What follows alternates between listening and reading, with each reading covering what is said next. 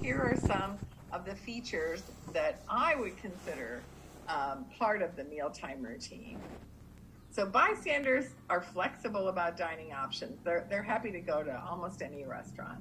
They eat at times when other people say they're hungry because they're not as likely to notice that they're hungry.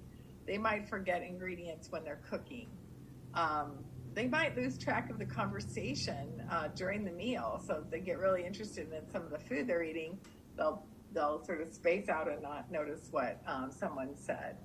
And they'll notice textures of the food if you mention it, but they might not be the one that comes up with that idea. Seekers, however, they eat a wide range of foods also, but they're very deliberate about it. Experimental, adventurous. They like active, busy restaurants, where maybe you have to keep going up to a buffet or there's multiple courses and they're bringing the food to you over and over and over again. They like large groups for dining, and they like dining with entertainment. So if you go to a play and they have food, dining with it, or there's some combination of experiences together, that's very thrilling and positive for seekers. However, sensors, they're going to be the ones at your table that are going to ask for adjustments to your menu items. Like, could you not put that spice in, or could you put this instead of that? They're more likely to send food back because it wasn't made properly, it wasn't the right temperature, or it was too hard to chew, whatever it is. Because they're very discerning, they're going to notice that about their food. When they cook, they're going to follow recipes precisely, measuring every single thing.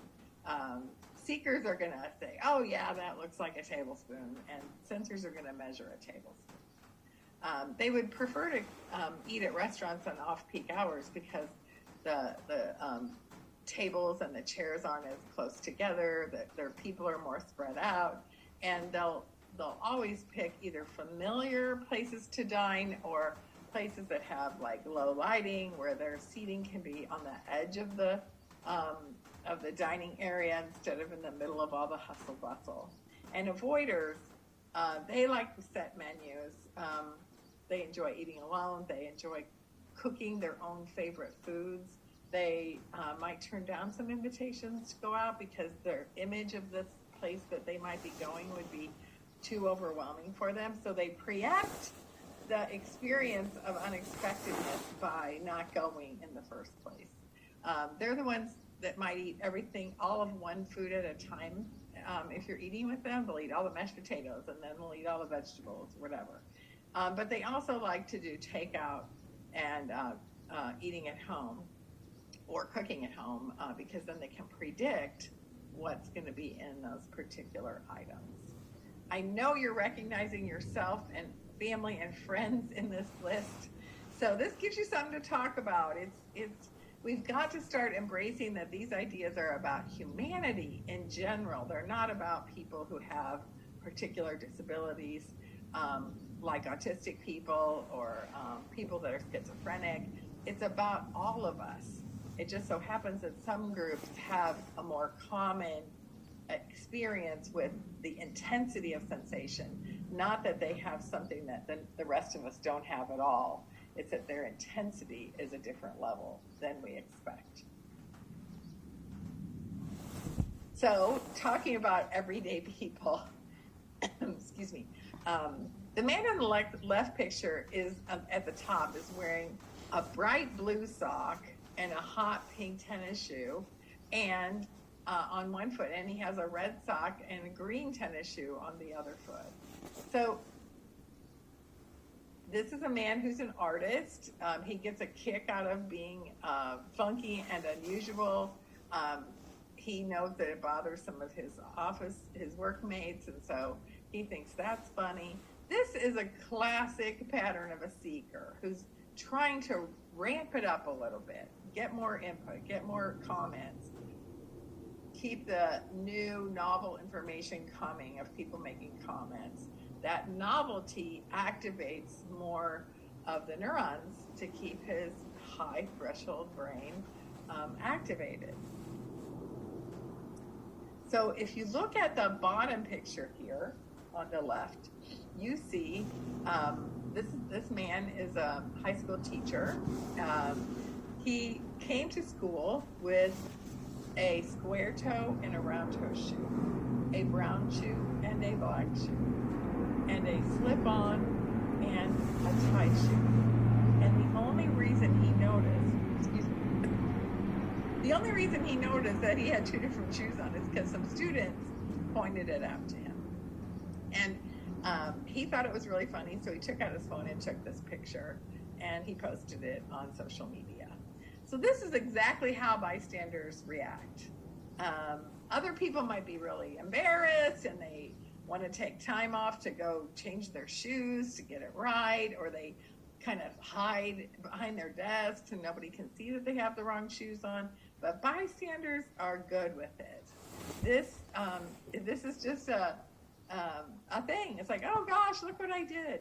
And I know those of you out there that are listening that are sensors can't even imagine this, because you wouldn't even get your foot in the shoe before you would know it's a different shoe.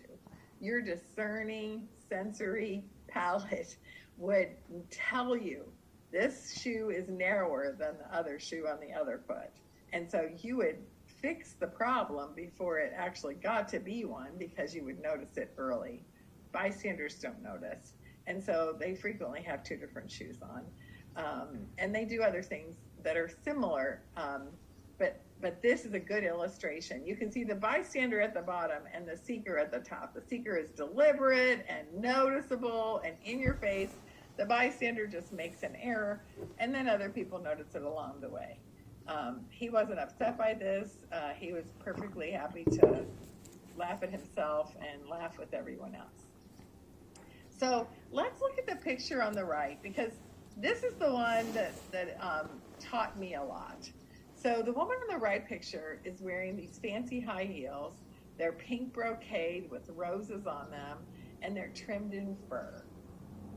I knew this woman and had concluded by just watching her that she was a censor, because she's very precise in her work. She's a jeweler, and she does that work related to like cut and clarity of a stone. So these shoes really threw me off base, because they also seem to be shoes a seeker would wear.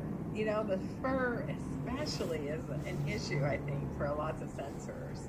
When I asked her about the shoes, I said, gosh, I'm so surprised to see you in these shoes. And she just lit up. She was so excited. She said, oh my gosh, I love these shoes. You know, aren't they beautiful? She was very excited about them. And I said, you know, and I thought, oh, well, so visually she's a seeker. She's looking for this novelty. I said, well, I'm just surprised. I didn't think that you would feel comfortable wearing shoes, especially with the fur on there. And she gasped and said, oh my gosh, she said, I could never wear these if I didn't have hose on. And then I was relieved, because she's a censor that has taken care of the difficult part to wear something that's a priority for her, which is she loves these shoes. So if you think about it from a neuroscience standpoint, hosiery is tight and stretchy, and it pushes on your skin. It gives you like touch pressure sensation all throughout the day. And every time you move, you can feel the surface of your skin being pushed in by the hosiery. So she was using, and those neurons are more heavily myelinated. So the messages are really fast. So by having that touch pressure sensation taking over on her legs and feet, the fur can't really tickle her the way it would if she didn't have any hose on. So she was mediating the sensor sort of response she would have of the fur by wearing hosiery, so that the fur, which is light touch receptors, they don't have much myelin, that fur wouldn't be able to bother her during the day, and she could wear these shoes that visually she thought were beautiful. So this is an example of how all of us make adjustments in our everyday routines to manage our own sensory patterns. She didn't know about her sensory patterns at a cognitive level the way we're talking about it, but she had good intuition about what she needed. and she made the adjustment of wearing hosiery to manage those particular shoes. So here we have 3 people all expressing their own sensory patterns in this particularly salient human experience of getting dressed in the morning. It has nothing to do with having a disability or having any condition. It has to do with being a human being with a particular nervous system. So I hope this example kind of illustrates that quickly for you. So the truth is, all of us have to live together, just like in this picture. So here we have a seeker in the middle of the story. He has a laurel around his neck. He's riding a bike in this really busy lane. He just graduated from college and he's very excited. You can see the avoider is in the building up behind with the shutters closed to keep all that sound out. The bystander here in the front on the left, she doesn't even notice he's going by. It's not enough sensory input for her. And the sensor over here on the right, she's been interrupted from her conversation to see what's going on because she has this discerning sensory system. So we're going to talk the rest of the time about how you manage this. You know, we all have our own patterns. We're all different. How do we manage it to have a really satisfying experience, both by ourselves and with our friends and family? So there's a couple of other things I want you to consider about the experience of sensory processing. You can see all these people have different experiences going on. Some might be acceptable or unacceptable to the other people on the screen. So basically there are 2 things to think about. First, we have to think about the person in each context. So on the left you see the same little girl in 4 different places: at home, at school, at Scouts, and in the park. So this girl, we can't just think about her. If we're serving this child at school, we have to acknowledge that she might be different at home because home is a different context. You know, maybe the teacher's very organized and very precise and everybody knows what to do every minute. And at home, it's much more free-flowing, which is common in families. And so different things show up at home than might show up at school. The other thing we have to consider, though, is that a single context can affect 2 different people in different ways. So here we have 2 little girls, and if we think about those 2 girls at school, those 2 girls at home, those 2 girls at Scouts, those 2 girls in the park, they might have different reactions in those places than each other because their sensory patterns are different. So let me give you an example of each one to illustrate this.